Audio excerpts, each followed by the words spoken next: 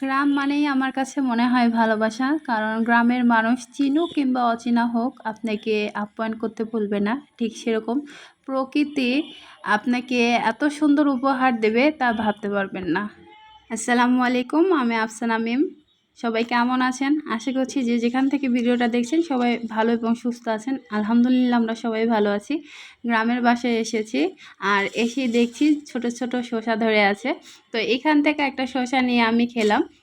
সবাই মিলে ঈদের আনন্দ ভাগাভাগি করার জন্য বাড়িতে চলে এসেছি। আসলে এই বাড়িতে সেভাবে কেউ থাকে না, একটা ফ্যামিলি থাকে, মানে রাফসানের বড় পুরা থাকে।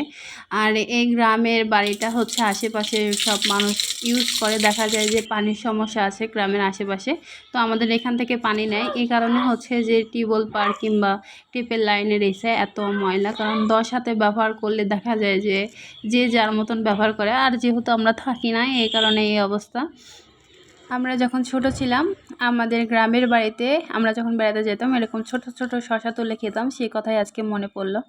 2 দিন আগে আপনাদের একটা ভিডিওতে বলেছিলাম যে আমাদের বাসায় গ্রামের বাড়িতে লবঙ্গর গাছ আছে। এটা হচ্ছে লবঙ্গ গাছ, কিন্তু হচ্ছে দুঃখের বিষয় আজকে বাগানটা পরিষ্কার করার পরে লবঙ্গর ডালগুলো ছেটে দিয়েছে। আমার আসলে একটুকু মনে নাই যে আগে দেখাবো। আমার হচ্ছে যে ভাসুরের বউ যায় বলছে যে সব গাছের ডাল কেটে ফেলেছে। এই সাইডে দেখেন মাশাআল্লাহ কত সুন্দর লেবু ধরেছে। এর আগেও অনেকগুলো লেবু তুলে নিয়ে যায় খাওয়া হয়েছে। বাড়িতে আসলে লেবু, কাঁচা মরিচ এগুলো গাছ থাকলে অনেক ভালো লাগে। দেখা যায় ভাত খাওয়ার সময় একদম টাটকা তুলে তারপরে খাওয়ার মজাটাই অন্যরকম।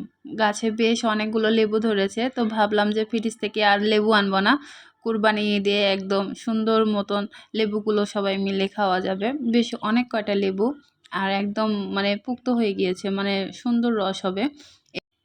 এই পাশে একটা বেদানা গাছ আছে, এই যে দেখেন বেদানার ফুল আসছে, কিন্তু আসলে বেদানার ফল এখনো ধরেনি।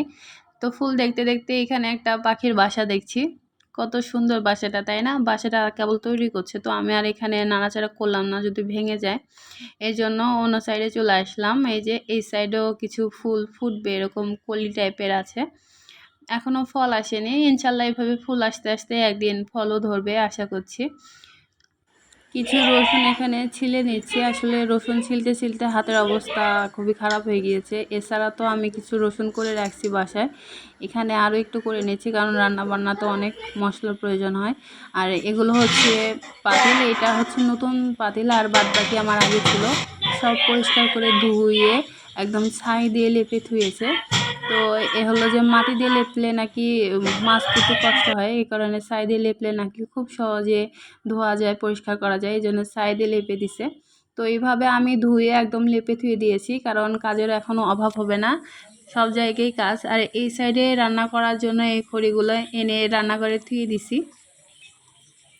রান্না করা হয়েছে, এগুলো এখন পরিষ্কার করতে হবে। এই পেপারটা তুলে ফেললেই পরিষ্কার হয়ে যাবে। আসলে আমি এগুলো তো করি না, এগুলো হচ্ছে যে রাফসানের বড় আম্মু করে রাখছে, ঠিক আছে। আর এই যে আমাদের বাড়ির ভেতরে কাঁঠাল গাছ, মাশাল্লাহ অনেক কাঁঠাল ধরছে। আর এটা হচ্ছে একটা আলুর গাছ, সুন্দর আলু ধরে। তো এখানে গাছটা একদম কাঁঠাল গাছে তুলে দেওয়া হয়েছে, একদম কাঁঠাল গাছ বেয়ে যাবে, অনেক আলু ধরে নাকি, আর মাছ দিয়ে রান্না করে খাওয়া যায়। দেখা যাবে যে আশেপাশের সবার কাঁঠাল খাওয়া হয়ে যাবে, তখন হচ্ছে এই গাছের কাঁঠালগুলো পাকবে। আর ওই সাইডে হচ্ছে গ্রিল রং করা হচ্ছে ঈদের জন্য। ঈদের জন্য মানুষ কত কিছু করে, তাই না? আজকে আমি এই পর্যন্তই আপনাদের সাথে শেয়ার করলাম। আশা করছি আপনাদের ভালো লেগেছে। সবার ঈদ ভালো কাটুক, এই প্রত্যাশা নিয়ে আজকে ভিডিওটা এখানে শেষ করছি। সবাই ভালো থাকবেন, সুস্থ থাকবেন। নতুন ভিডিও নিয়ে আবার হাজির হব। আল্লাহ হাফেজ, আসসালামু আলাইকুম।